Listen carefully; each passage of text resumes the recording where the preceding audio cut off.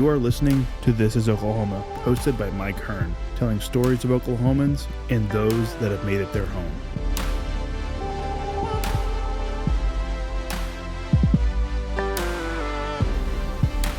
What's going on, guys? Welcome back to another episode of This is Oklahoma. Mike Hearn here, your host, back with another episode. Exciting news. This podcast is presented by the Oklahoma Hall of Fame, who have been telling Oklahoma's story through its people since 1927.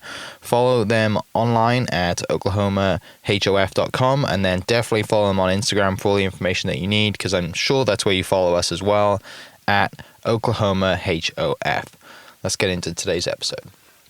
What's up, guys? Welcome back to another episode of This is Oklahoma. Mike Hearn here, your host, back with another episode.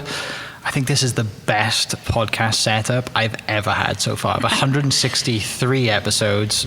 This one is this is going to be hard to beat. It's because I'm here, right? I mean, our one was pretty good. It wasn't too bad. It wasn't too bad, but the voice that you're hearing, if you're listening, if you're watching, or on YouTube, Facebook, you can watch this whole episode. But that voice you just heard, this is Eric Granado. He is back to, I guess, co-host an episode. Yeah, I'm really excited about it. So I haven't gotten to co-host before, so I've always wanted to ride somebody's coattail. So appreciate it. It's been my dream. You're welcome. Our guests today, Josh and Jacy Lippoldt. I'm terrible with names, and I always butcher things. And I just asked you what your name is. So good. But we're in this beautiful barn to tell some amazing stories. You guys work, with it is your company, Native Acres, and Eric's doing some work for you, which is why he's here today. For everyone listening, what is Native Acres? Let's start with that. Yeah, thanks so much for having us on. We're really excited. Native Acres Meat Company is a company that we started about 6 months ago, actually, so we're still pretty new, that we pair our premium beef products with consumers, and we ship to all 50 states, and we sell online. So it's basically a ranch direct beef company.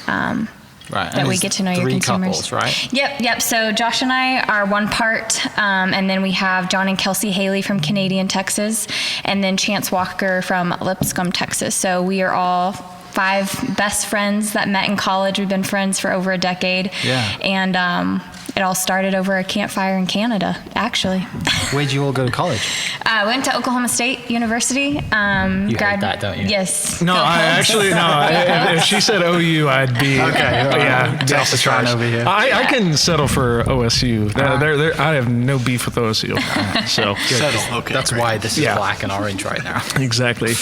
Yeah. So you all met at OSU. Yeah, we did. Actually, Kelsey her parents live about 1 mile from here, so her and Josh grew up together, and then the 3 boys were fraternity brothers, and we just all became really, really fast friends and stayed in contact and decided to start this business together. So they have a ranch in the Panhandle of Texas, and then we farm and ranch here in Kingfisher. Right. So Josh, growing up here, this is normal to you then? Oh yeah, this is absolutely normal. Yeah. It's just kind of what we do is raise cattle, and we always had beef that we ate that was our own, and it didn't seem abnormal to me. And I guess once you leave and you get to see the big world outside, you kind of realize that what you grew up with and what you're accustomed to maybe isn't the rest of the world isn't privy to that. So that was kind of our basis behind this. We thought, hey, there's an opportunity for this, and especially as the world's changing, and e-commerce is changing really big. That hey, we can take what we're doing and we can create an online platform, and just do what we do. What we feel like we do a really good job of, and take it online and make it a thing, and make it a business that we can share with the rest of the world. So I assume your degree was in ag. Mm-hmm. Yeah, so my degree is in agriculture economics and accounting. Jacy's was ag business. And marketing. Yeah. And then John was animal science. John and Chance are both animal science, and then actually Kelsey's a nurse. Okay. So she's she keeps us all healthy. Yeah. So it's not like you've just got a random business degree and just decided, you know what, I think we're going to try this country thing. Like this is what you do and what you've done from day one. Right. And we're all, I believe we're all, Josh and I are both 5th generation farmers and ranchers, and John is as well. So this land and this heritage, I guess, goes back for generations and generations, and it's pretty cool the opportunity that we have to build upon that and make it better. And Josh farms with his granddad and his dad, so 3 generations working together every day. You don't really get to see that very often. Very special, but it's pretty cool that we started this together as a friend group, and then that's something that Josh and I get to do together, just to add on and add value to our current operation. Yeah. It's pretty awesome stuff. So when you guys started this, a lot of farmers go commercial. What was the benefit you guys saw in going straight to the consumer versus, I mean, I know you guys do a little bit of commercial stuff, but we all do. Why did you guys try to tap into direct to consumer stuff? Yeah, so we all still run our own commercial operations separately, but really what we saw is that people wanted to know the story and wanted to know where their meat comes from. When you buy your meat at the grocery store, you don't necessarily know if it is born, raised in Oklahoma. So just being able to pair what we do and share our story. And I think that's the awesome thing about social media is I'm able to show the day-to-day activities of what we do on the ranch, and being able to shed a positive light when there is a lot of negative things in the media, just like anything, but one bad apple doesn't make a bad tree. And a lot of going back to there's no way your granddad's going to jump on Instagram or Snapchat and be like, well, look what I'm doing today. Absolutely. You'd be surprised. He's a Facebook guy. There you go. Is he really? Okay. He's not shaking it on TikTok or anything like that, is he? Not yet. He might not. I mean, he may be. He just doesn't know it yet. You're in the background videoing him. But that's something, and me and Eric know this from just being around, and you've been around it a lot more, but some of the people that I know that are kind of in the feed industry and stuff, they're jumping into it with social media. It's making a huge difference because no one knows. You don't know. That's not how you've done business for 50, 60 years, right? It's all handshake, and you found business that are just generational. And I think the last thing that you think about in the ag industry is being with a huge impact of social media or e-commerce or online anything. Anything that traditionally in ag business is like you mentioned, just a handshake deal, and you take your cattle to the sale barn and you move on, and it's kind of a whole different approach. It's one that's becoming more and more popular all the time, but I think it's something that could gain a lot of traction as we move forward. Yeah. And one thing we thought about too was, if we don't tell our story, who will?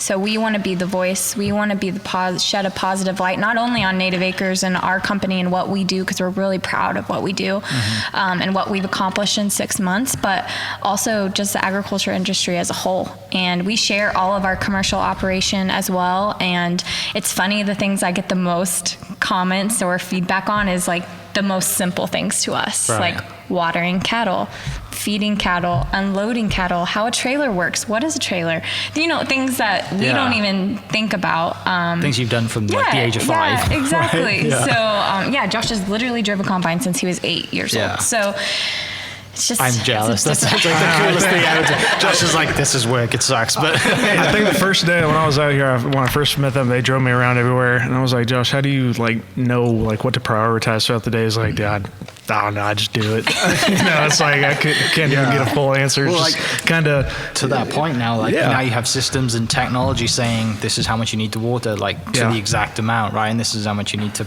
put in the ground or whatever it is. How has that been for you, just knowing all this stuff now? Yeah, it's crazy. I mean, because the world of technology just keeps getting bigger and bigger and bigger. And so you got to find the things that you can utilize that are cost effective within your operation, that you can take and say, hey, this is something that we can really get a lot of benefit out of, and this is something that's going to help our farm and farm operation, whether it be GPS and auto steer and tractors, or just record-keeping software that everyone can access, that can really help with an operation, help add value, and help just to make your everyday life better and more efficient. I think the coolest thing that we found is, so rain gauges are really big to farmers, right? They put a rain gauge on every piece of property, and that's what his grandpa does every morning after it rains. He goes and checks all his rain gauges. We have an app that tracks it for us, and like we're sitting having our morning coffee, and his grandpa also calls us, and we're like, yeah, we already know. Have you like checked it with him as well? Like, is it spot on? He'll be like, hey, this certain place got 1.2 inches. And I said, oh, my app says 1.3.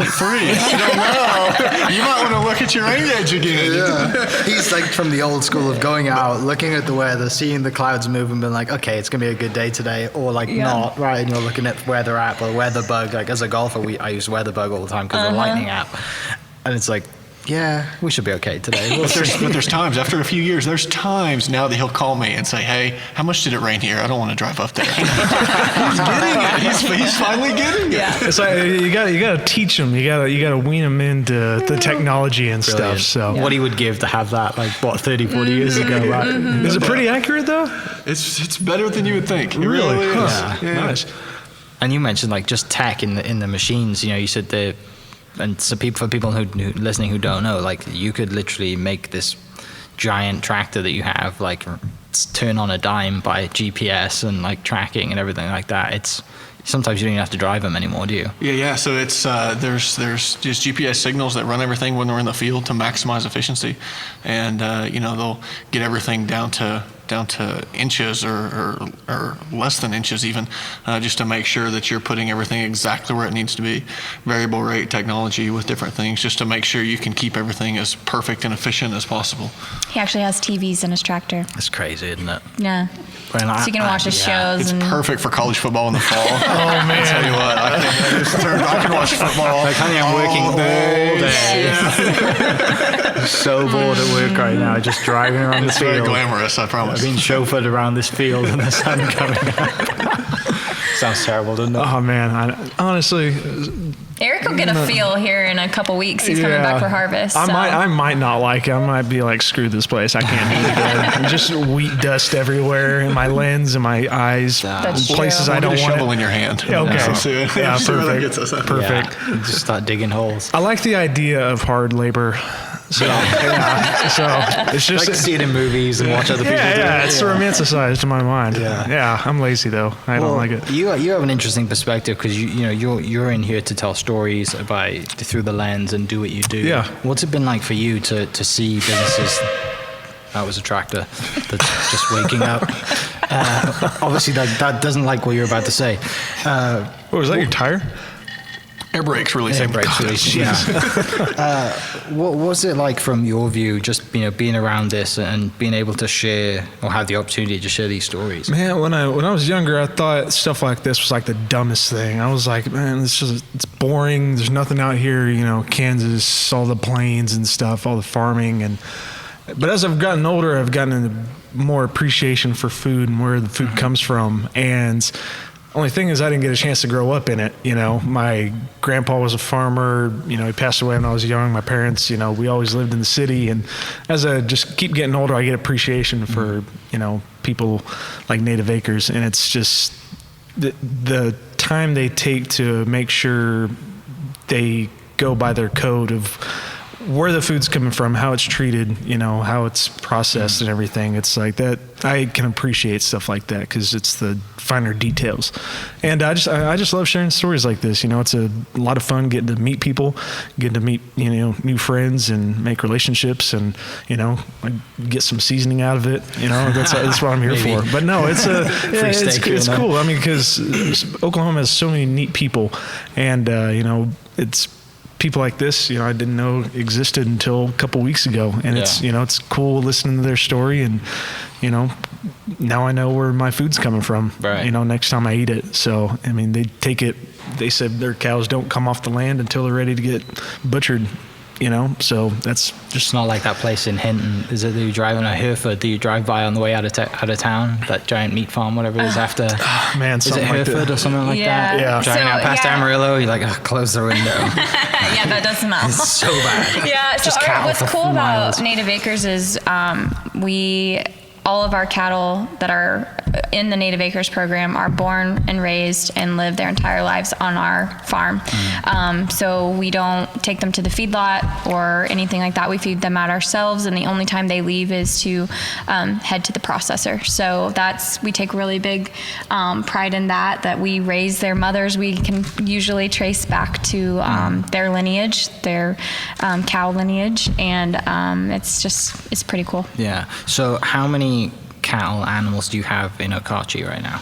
So on our farm here in Kingfisher, we have like 250 mama cows, but then we have a stalker operation, which we utilize our wheat fields in the winter to feed them. We have 1,000 stalker steers that we're currently selling. So if you're on Instagram, that's what we've been posting about lately, is selling our stalker steers. Now, for those that don't know, what's the difference between the cows that you have and your stalker steers? So the stalker steers, Josh can chime in, but we buy them across the country. So we are buying them from other cow-calf operations, and that don't have the ability to feed them out over the winter, the forage. We're really, really blessed here to be able to utilize our wheat fields to be able to provide protein to them over the winter, and then we take them off in March and then let the wheat grow until May, which creates the grain, and then we have harvest around the 1st of June. And so that's a little bit different. They're not raised here. We bring them in for, a couple months, feed them, and then sell them to a feedlot. Nice. There's a lot more going on as well, right? Not just like the cattle side, because obviously there's the farming side and the grain side and everything else, is there? Oh, absolutely, yeah. So the cow side is actually probably one of the smaller segments of what we do Here. In our business here in Oklahoma. I think probably what we pride ourselves on is creating wheat pasture for stalker cattle and being able to grow a lot of cattle from usually we'll buy them in the fall at 400 or 500 pounds, and then we'll sell them at 800 or 900 pounds in the spring. So really growing beef, that's probably what we do best. That's what the particular country is known for. That's what we're good at. But then also just being able to utilize all of the resources that are allowed to us. And we can, have cows on our grass and raise calves, and then at the same time be able to raise a wheat crop that we can sell that goes on to make flour and stuff like that. There's kind of 3 segments to what we do, and it's provides for some diversity. And it's just kind of cool. What about the other 2 couples or the other 2 kind of areas that you guys are in? So in Texas, there's not much farming that goes on there, and it's almost strictly cow-calf. Okay. It's big ranch country. It's a lot different than here. You guys used to come see it sometime. It's fascinating to me. It's only 3 hours away, but it's totally different landscape. They do everything horseback, and we have 4-wheelers here. See, you do it the way that I would farm. Because I would. Karen, who's walking around taking pictures, loves horses. No thanks.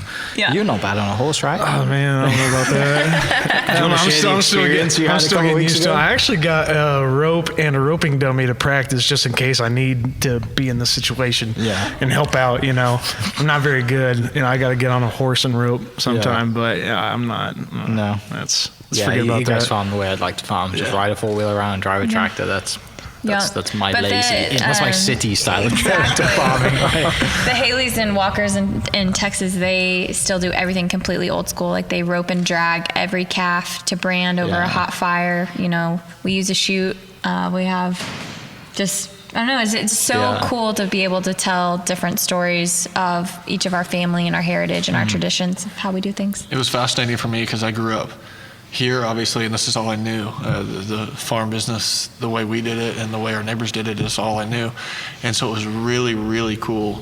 And I really treasure the fact that I was able to meet other people that live in other places and go just kind of observe and be a part of what they do. And it just broadens your horizon so much more to what's out there, even no further than it is.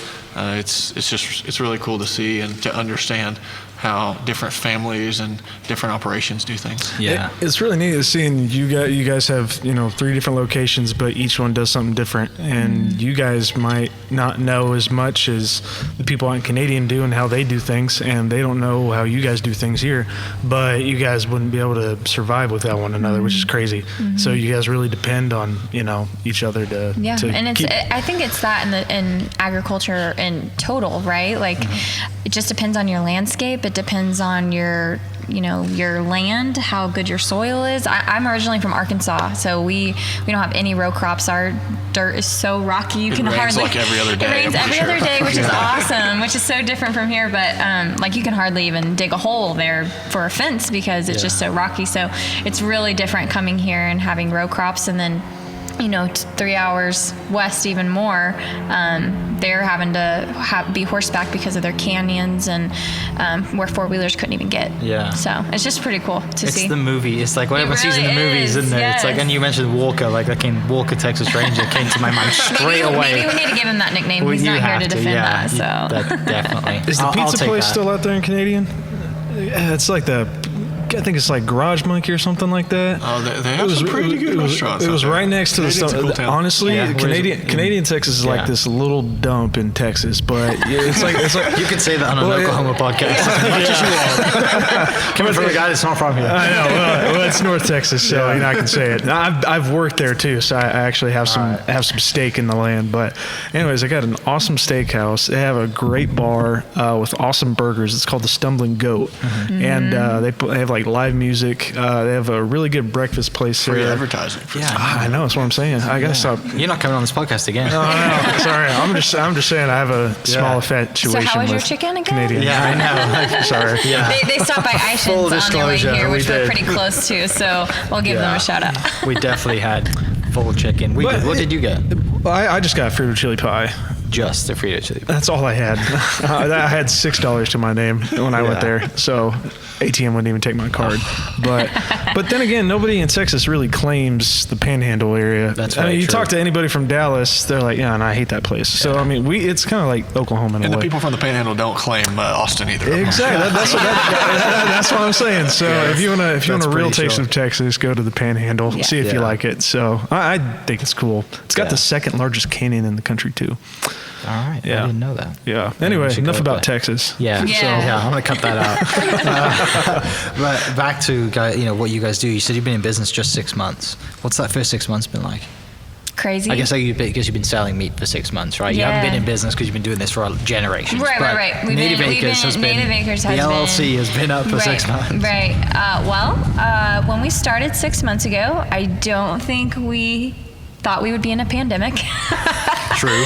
So, Great year to start a business. Yeah, so it's been challenging because just inventory, being able to stay in stock. And Right. I tell people it's not like a boutique where you can just order a new shirt that comes in next week. So we're really working on ramping up all of our inventory, and we feel confident that by late summer that we're going to be able to support the demand. We had no idea how this was going Right. to go. And we're like, well, let's just start small, see how it goes. And we've been thrilled with our customers, and we've shipped over I think 13 states now, and it's just been really fun and something that we've enjoyed doing together. So we're excited for the future. Yeah. What's to come? The shipping part of it has been a pretty big learning curve. Going into it, we thought, hey, if Amazon can do it, why can't we? Sure.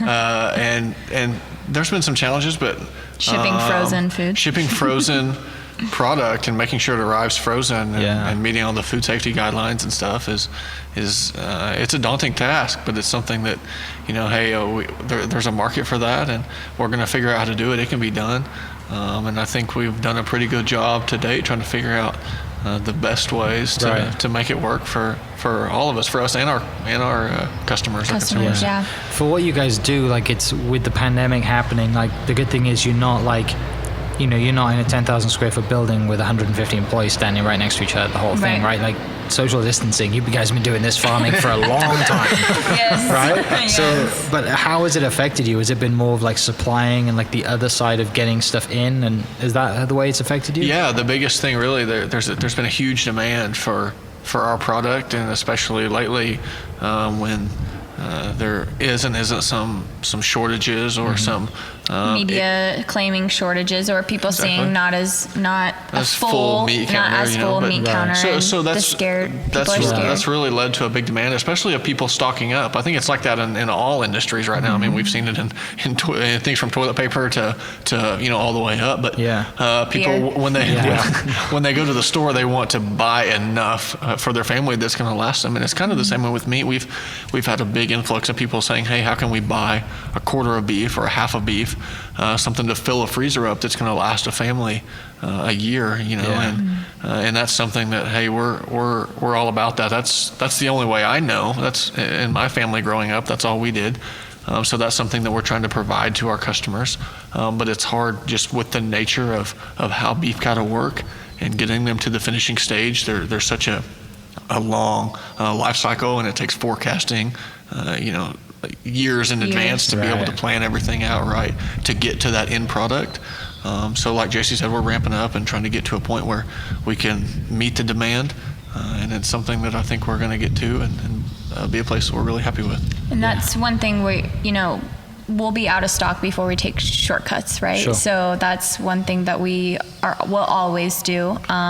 We dry age our beef 21 to 28 days, which kind of sets us apart from any other beef in the grocery store, which gives it that tenderness and flavor that is just awesome. Yeah. So we do that. And you mentioned like having a lot of demand, like and sticking to your guns and sticking to what you're known for and what the brand that you want to build, especially this early on.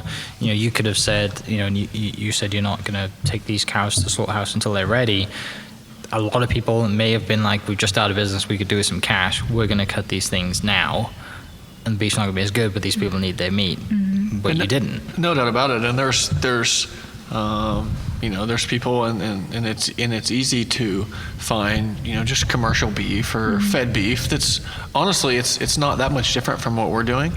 We believe we have a premium product, and we believe it's something that we've seen from birth to the end, and that's what we say we're going to provide our customers, and that's what we're going to deliver. So even though I think it's important to know that traditional methods of beef are not completely unhealthy. Safe. They're not unsafe. They're not that much different from what we do, except that all I can promise you is that I've seen these animals that we're selling from the time they were born to the time they were finished through every cycle of their life, and that we at Native Acres have done everything that we can do with our generations of experience to make sure that it's the finest product that we can deliver to you, and that's our promise, and that's what we can stand by. From like a kind of life's perspective, is it hard sometimes saying that this guy's got to go because now he's got to be on the plate? You don't name everyone, do you? That's one of those things that we talk about, that we've been doing this for a long time. Yeah, I know. That makes sense. My parents joke that we were raised up pretty quick. You learn about life, death, sex very early in life. You get the birds and the bees taught from the bulls and the cows. So it really it's just a way of life. Yeah, definitely. But yeah, we've been doing this a long time, and we know that they've literally lived the best life possible while they're here, but God provided them for us to eat, and we are being the best stewards possible of the land, of the animals, and we feel like it's our responsibility to make it happen. Yeah. So everyone can just go to the Native Acres website and pick out their cuts or what they want. And so we actually offer 3 different ways to order. So you can order a la carte. So my brother, for example, lives in a tiny apartment in a city, and he doesn't have like a freezer chest full like we do. So we thought about that consumer that maybe just wants a couple cuts of beef at a time, that can order every week or once every month and stock them up. So they can order a la carte, so you can go through and pick whatever cuts you want to fill your box. Make your custom box. And then we also have sampler boxes available that we pick, and every season we kind of go through and change them up for spring. Winter we have more roast and stew meat and things like that, and then the summer grilling seasons have more steaks and things like that. And then we also have the local share. So if you're in Northwest Oklahoma, if you're in the Panhandle of Texas, you can do a quarter, half, or an eighth of beef and share it with your friends. And you can customize your cuts and things like that, and then we deliver it to you. That's awesome. I saw, did you cook a roast recently? We did. I saw that on Instagram. I was like, that looks so good right now. I think it was like Saturday or Sunday, right? Yeah, we do a Sunday pot roast. That's a family tradition. What I saw. Every Sunday after church, we always had a pot roast waiting in the oven. When you get home, it just smells awesome. It looked very good. Yeah, and that's another really cool thing, connecting with people, is like, you don't really realize we grew up cooking beef, but a lot of people don't know how to cook all the assorted cuts. So it's been really fun, like sharing our family recipes. We have all our recipes up on our website, and I'm adding to it all the time. But it's been really fun on social media, sharing recipes and how to actually cook the beef that you get. So. Besides just hamburger or steak, right? Like there's so many other cuts, ribs. What's your favorite? Honestly, ground beef, just because it's so versatile. Like you can do a million different things with it, and I think like, you know, our target audience is like a busy mom working with kids at home. Like it's just so easy, right? And I'll let Josh answer that. I think I know what yours is. Oh, do you? Maybe. I think I do too. Honestly, like if you're gonna ask somebody what their favorite like beef product is, I mean, okay. You'd be crazy to say it's not a steak. Right. A New York strip, medium rare, inch and a half. Yes. 100% yes. Okay, I'm a filet girl. Inch and a half, medium rare. But besides that, I'll take hamburger. Yeah. There's nothing wrong with chicken fried steak either. Okay, there you go. What's yours, Mike? He's a chicken fried steak. Yeah, what's yours? I'm not like, I didn't grow up eating like, I mean, I love steaks. Yeah, it's because it's fish and chips. It is for you, exactly. Yes. It's exactly what it is. And like sheep intestines and stuff. Yeah, it's lamb is big in Wales. No. So like I never, like steak is quite expensive back home. Kind of like lamb is here. Like lamb's quite expensive here. Now back home it's, I mean, you walk down the street, someone's going to give it to you for free. Like it's everywhere.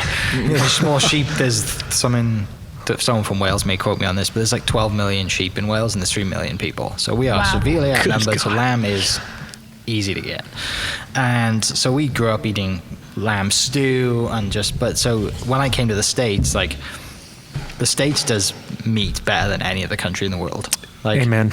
The steaks back home, and Taryn's not in camera, but she's here, she'll attest to this, like back home doesn't do steak very well. Terrible, very thin. Hamburgers aren't the good, but if you buy, you can get good steak, but it costs you an arm and a leg. Got it. So like when I came out here, and like Texas Roadhouse to me is like this is the best, cheapest steak you can ever get. But every time my buddies come here, and you're gonna crucify me for telling me that, right? But like every time my buddies come to town, it's like the cheap steak, and they think it's the best thing in the world because they're coming from back home, right? But you know, it's like probably being fed lamb here. It's like that's terrible, you know, whatever it is. But I'm a medium steak kind of, you know, New York strip, easy. Yes. Ribeyes. Big strip guy. Yeah, and back home it was fish and chips and bangers and mash and onion gravy. What and is all the a rest of it. banger and mash? Sausage. Yes. Sausage and mash. Call them bangers and mash. So sausage and mash and onion gravy.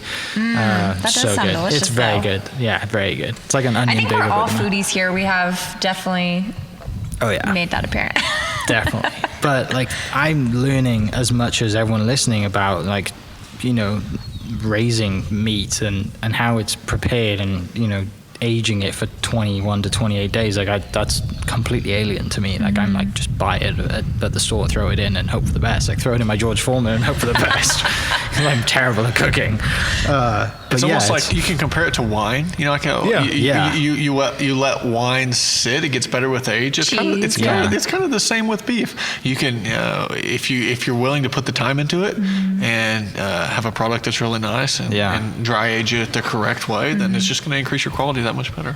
So I've always wanted to have a dry aged steak, but I don't know the process. Don't you have to like cure it or something? Isn't that the way you do it? It's through our processor, yeah. So they actually do it. Okay. So it hangs and dry ages in their special room for 21 to 28 days. So you need a butcher shop with a bunch of hanging knives and stuff like that. Well, I went to Homeland and they have dry aged steaks, but it's only like USDA choice, and I'm not about that life anymore. Yeah. I'm too. You've been brought to this side now. Yeah. Once I started buying prime steak, like I don't know, I'm just like all about quality. Yeah. You know, It's the Ferrari of steak, right? If you're gonna eat a steak, why are you gonna buy the cheap cut? You know, We like people like you. That's what I'm saying. You know, target audience. That's what I'm saying. Turn the volume up on your speaker right now so people can hear you. That's why I'm here. It's I've always just wanted and really, that. it's been so cool. Like the thing I guess I didn't wasn't ready for is how cool it is to see, we have a commercial operation and we sell our beef to the feedlot, which then goes to your grocery stores. But it's so cool to see the consumers' feedback and response. And we've gotten handwritten notes and we've gotten reviews, and just being able to, you feel so proud, that you spent. It takes a long time to get a steak to someone's plate, and I think people don't realize that. And just putting the whole story together and then being able to see the consumer's response at the end and seeing your product on their plate has just been really awesome for us. Very fulfilling. Yeah, very fulfilling. So in just 6 months. In just 6 months, we got a long way to go, and I feel good about it. So with all the places you've shipped to, how much of that is just word of mouth, organic? Is there any way to track that? I think a lot of it is social media, but because really we're only advertising on Instagram, Facebook, and then word of mouth. And the power of social media is social media is awesome, really but insane. Also word of mouth is even almost better because you're going to trust someone that your friend that tells you something's good. Oh yeah. You're going to go try it out. So. I need to try it out now. Tell me about what we have in front of us here. This is seasoning stuff, right? So we have our own custom blend of beef all-purpose seasoning, and we've actually had some people share this week that they've been using it on vegetables and they love it. And then someone posted yesterday about using it as margarita salt. Okay. People are very creative. Yeah. But yeah, we brought them for you guys today to take home. We really appreciate you having us out. So. Margarita style meat Beef flavoring. Seasoning. You might try it on steak first. Let's do that. So it was pretty good. I got to get a little sample before the Make sure you take the bottom one because he put his finger in the top. Yeah, I'm gonna give it to you right now. Sorry, so I don't forget. I'm a complete animal. Appreciate it. You mentioned like a lot of social media has been helping as well.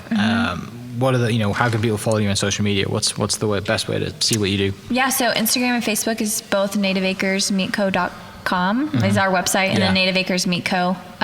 Is Instagram and Facebook, and I run all the social media. So if you DM us or comment, you're talking to yours truly. So it's gonna be a minefield, right? Now you've been open to is the social media world. Yes, it is crazy out there, but it's been really fun, and I've really enjoyed getting to connect with our consumers and the people that care about. It's just, I think that's awesome too, is knowing that people care about learning about farming. It's normal to us, but it's pretty cool when people take an interest in what you do. Yeah. You get to be like the Chip and Joanna Gaines of farming, right? There we go. I like that. Josh is like, don't you dare say that ever again. To chase me out of here. Exactly. I think a big trend right now is how to be self-sustainable, and a lot of it is being, trying to live off the land and trying to, out here I'm looking at, massive wind farm and renewable energy. And so it's like a lot of people are, starting to plant their own crops in their backyard, And so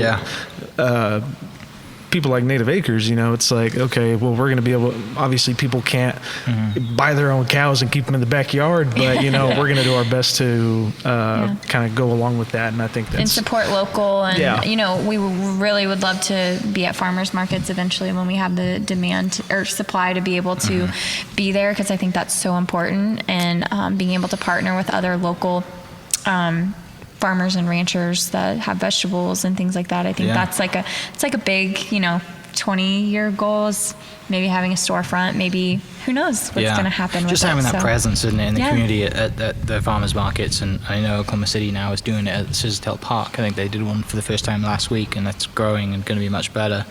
But even in town, I'm sure you have so many family connections that are just naturally going to come to you anyway, because they've known your family, know your granddad and family from generations, and they trust you. And we were really surprised actually, because the reason why we started thinking about shipping beef is we're like, well, let's get the people that don't have beef, right? Like we figured everyone in our community had their own beef, but we've been really surprised that we've had a ton of local support and local orders of people that are wanting to buy local and support us, which has been really awesome.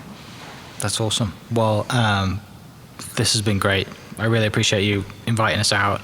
I could live in the country for the rest of my life. Well, And now you mentioned having fiber. This is even better, right? You mentioned having great Wi-Fi about to be out here, and you guys are building a house. You betcha. We are getting fiber. Yeah, that's a huge That's deal. huge. We're so pumped. People listening who live in the city are like, what is fiber? This is normal, right? What are you talking about?